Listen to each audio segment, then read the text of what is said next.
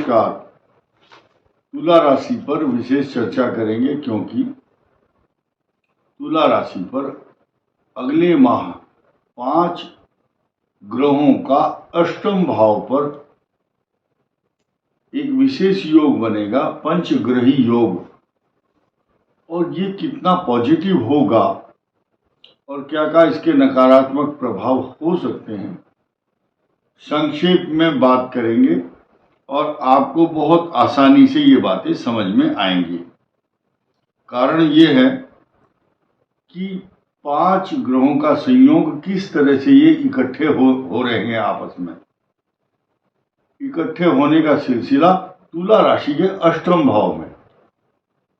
अष्टम भाव होता है जोखिम का काम, रिस्क का काम, आयु का स्थान।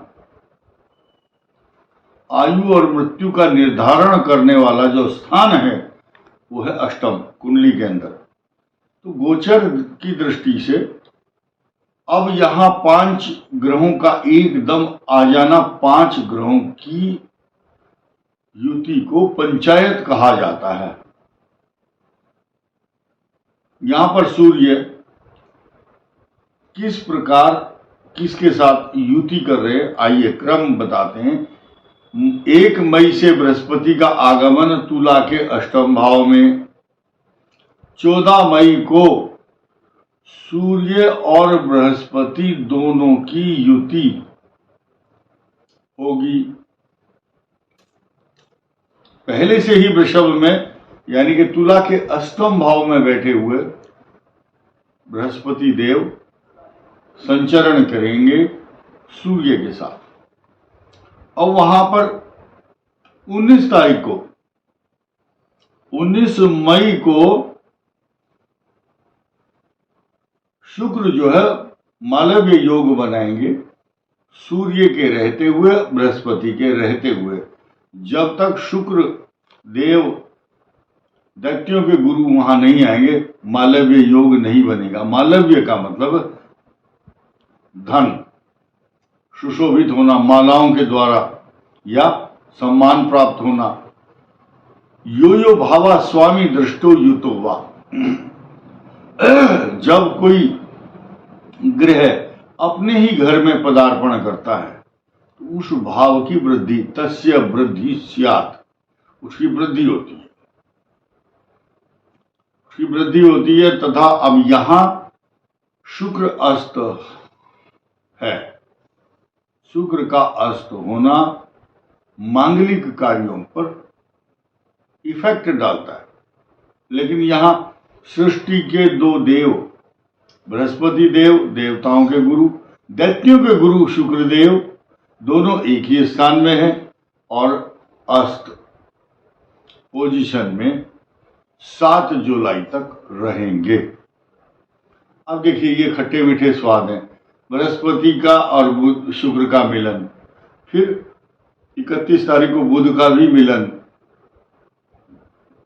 चंद्रमा का भी मिलन होगा क्योंकि उस दिन रोहिणी नक्षत्र और उस दिन शुक्रवार बृहस्पतिवार का दिन होगा, अमावस्या होगी। पितृ अमावस्या बहुत शुभ है वृषभ राशि पर। पंचग्रही योग बनना और तुला के लिए अष्टम में होना, कुछ खट्टे स्वाद और कुछ मीठे। कैसे? सूर्य अष्टम में आएंगे, अच्छा फल नहीं देंगे। बृहस्पति और शुक्र की दृष्टि तुला राशि के धन स्थान पर होगी। ये वीडियो बनाने का खास मकसद ये है कि कुछ लोगों को भयाक्रांत, भयातुर किया जा चुका है, डरा दिया गया है कि बृहस्पति का अच्छा फल अष्टम भाव में नहीं होता। गलत धारणा है। देखिए, 6ठे भाव का स्वामी अष्टम में गया, खराब, ये खराब लक्षण है। ये सिद्धांत नहीं है ज्योतिष का कि 6ठे भाव का स्वामी अष्टम में जाए, अनिष्ट कारक माना गया है। तो एक पक्ष हुआ ना। तो दूसरा पक्ष ये है कि आपके धन, कुटुंब और वाणी, इस स्थान का स्वामी मंगल है। उस भाव पर धन के स्थान पर जो संचित धन, बैंक बैलेंस का जो हाउस है, 5 ग्रह अपना शुभ प्रभाव या जो शत्रु भाव है शत्रु भाव से देखते हैं, लेकिन यहां पर जिस स्थान पर धन स्थान है वहां पर बृहस्पति की शत्रु दृष्टि नहीं है, शुक्र की शत्रु दृष्टि नहीं है, सूर्य की शत्रु दृष्टि नहीं है। How is it possible? कैसे कहा जा सकता है कि अशुभ फल देगा? ये निरर्थक और व्यर्थ की बातें हैं। तो एक पक्ष देखना, देखिए वही बात है कि कुछ लोग कहते हैं कि एक आधा गिलास पानी का भरा हुआ है, ये पॉजिटिविटी है। और नकारात्मक सोचने वाला क्या कहता है? आधा गिलास खाली है, उसको खाली दिखाई दे रहा है, वो नकारात्मक सोच है। ठीक इसी प्रकार आप ये देखिए, अगर वो वहां बैठ करके रोगों का कारक छठे भाव का, लेकिन आप ये भी तो देखिए कि वहां पर स्वग्रही शुक्र जब बैठता है तो अधिपत्य जिस ग्रह का होता है उसका ज्यादा प्रभाव होता है।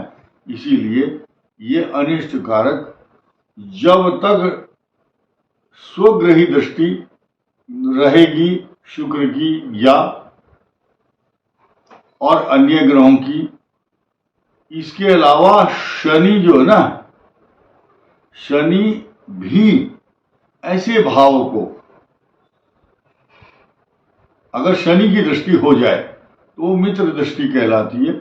लेकिन फिलहाल तुला राशि के जो जातक हैं उनको भयभीत होने की आवश्यकता नहीं है।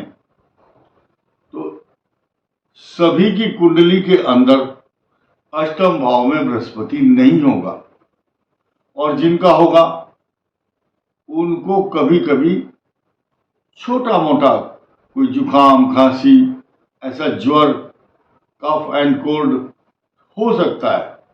लेकिन संसार में कहा गया है कि शरीर व्याधि मंदिरम, अगर बृहस्पति अष्टम में ना हो तो भी जुकाम खांसी तो सभी को होता है, क्योंकि शरीर जब तक रहेगा तब तक व्याधियां लगी रहेंगी, शास्त्र ये कहता है।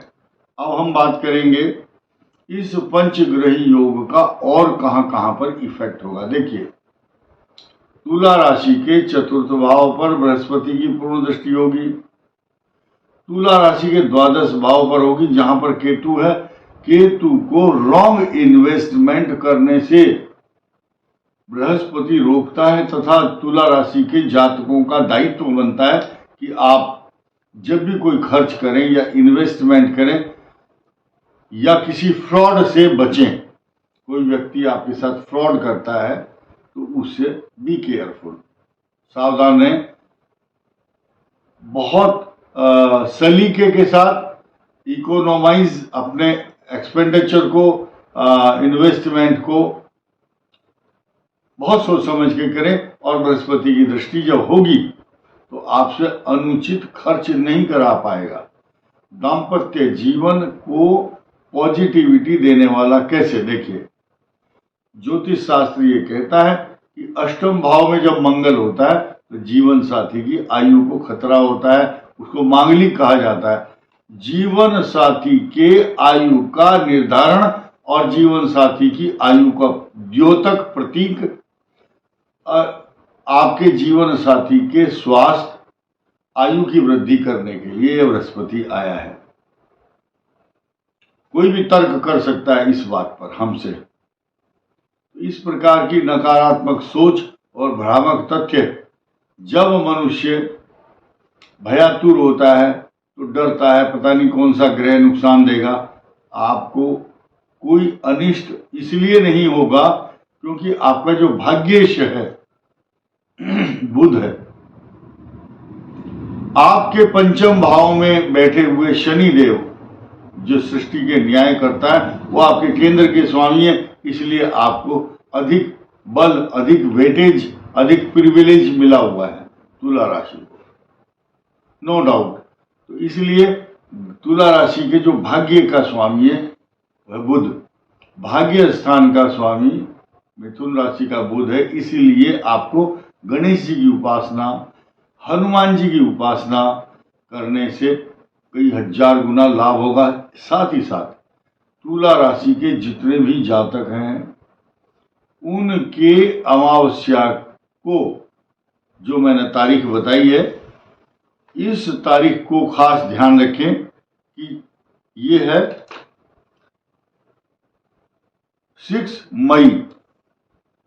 6 जून 6 जून है और उस दिन बृहस्पतिवार का दिन होगा। बृहस्पतिवार की अमावस्या अपने आप में एक विशेष योग बनाती है, ये साधारण बात नहीं है। उस दिन आप अपने इष्ट देवता, कुल देवता, पितृ देवता की पूजा करें। श्रद्धा पूर्वक क्या क्या दे सकते हैं? चीनी, वस्त्र, छाता, पंखा, आम, खरबूजा, जो भी ऋतु फल है दक्षिणा सहित ऐसा देना चाहिए। और ओम नमो भगवते वासुदेवाय, इस 12 अक्षरी मंत्र का जाप करने से आपके संतान, संपत्ति, विवाह एवं सौभाग्य आदि की प्राप्ति होगी। और इसी के साथ साथ अगर आप इस माह में व्रत रखते हैं तो भगवान शिव आपसे प्रसन्न होंगे। इसी के साथ साथ जब 31 तारीख को वृषभ राशि में यानी कि तुला राशि के अष्टम भाव पे चतुर्ग्रही योग बनेगा और 6 जून को पंचग्रही योग बनेगा, तो तुला के धन स्थान पर वृद्धि करने वाला योग माना जाएगा। इसी के साथ साथ ये जो महीना है, ये महीना, इसमें 5 शनिवार और 5 शुक्रवार आ रहे हैं। ये महीना थोड़ा सा कष्टकारक है वृषभ राशि और तुला के लिए, क्योंकि इनके जो स्वामी हैं वो शुक्र हैं और शुक्र अस्त हैं। तो लोग इसको कंट्रावर्सी ना समझे। हमने एक पंचग्रही योग का विश्लेषण बताया, वो अलग मैटर है, लेकिन शुक्र अस्त है और 5 शुक्रवार यहां अधिकता है। 5 शनिवार, 5 शुक्रवार, ऐसी स्थिति में जो ज्येष्ठ मास है, ज्येष्ठ बड़ा मास जब होता है तो देश के अंदर महंगाई बहुत बढ़ती है, राजनीतिक उथल पुथल होती है, बहुत बड़ी राजनीति में बहुत बड़े बदलाव के संकेत देता है ऐसा ग्रह। और ये पंचांग में लिखा हुआ है, स्पष्ट लिखा हुआ, और आप देख सकते हैं पंचांग दिवाकर में पेज नंबर 118 पर, और सबसे नीचे से ऊपर वाली पंक्ति सेकंड लास्ट में लिखा है, मैंने लाल पेन से उसको अंडरलाइन कर दिया। शासन परिवर्तन से और छत्रभंग, अग्निकांड, युद्ध का भय, दुर्भिक्ष तथा महंगाई आदि प्रकोप होते हैं। तो इस वीडियो में इतना ही। धन्यवाद।